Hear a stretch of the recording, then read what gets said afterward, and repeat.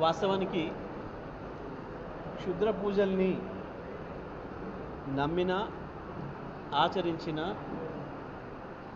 అవి ఉన్నాయి అని చెప్పి ప్రచారం చేసినా అది నేరం.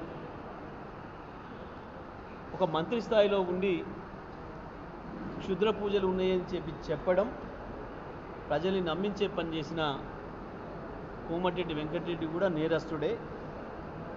ఆయన పైన చట్టరీత్యా చర్యలు తీసుకోవాలి. ఆయన మంత్రివర్గంలో ఉండే అర్హత కూడా లేదు. ఇటువంటి క్షుద్ర పూజల్ని నమ్మేవాళ్ళు, ప్రచారం చేసేవాళ్ళు, ప్రజల్లో అపోహలు కల్పించే వాళ్లకు తప్పకుండా వీళ్ళు ఉండాల్సింది జైల్లో తప్ప మంత్రివర్గంలో కాదు. ఆయన ఉండాల్సింది జైల్లో తప్ప మంత్రివర్గంలో కాదు. మీ ఇంట్లో కూడా ఆచరించడానికి లేదు క్షుద్ర పూజల్ని. ఎవరింట్లో వాళ్ళు కూడా ఆచరించడానికి వీల్లేదు. అవి లేని మహిమలు ఉన్నాయి అని చెప్పి ప్రచారం చేసే హక్కు ఎవరికి కూడా లేదు. అది సమాజంలో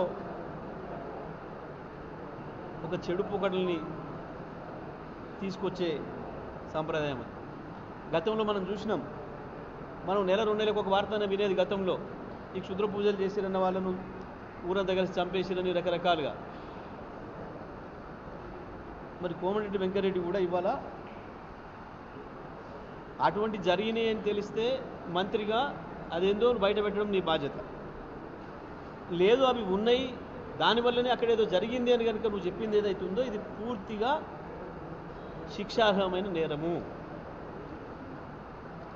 కాబట్టి నేను వెంటనే డిమాండ్ చేస్తా ఉన్నా ముఖ్యమంత్రిని, కోమటిరెడ్డి వెంకటరెడ్డి తన వ్యాఖ్యల్ని ఉపసంహరించుకుంటాడా, ఎటువంటివి లేవు, క్షుద్ర పూజలు ఉండవు అని చెప్తాడా, లేదా మంత్రివర్గం నుంచి తీసేస్తారా ముఖ్యమంత్రి నిర్ణయించుకోవాలి.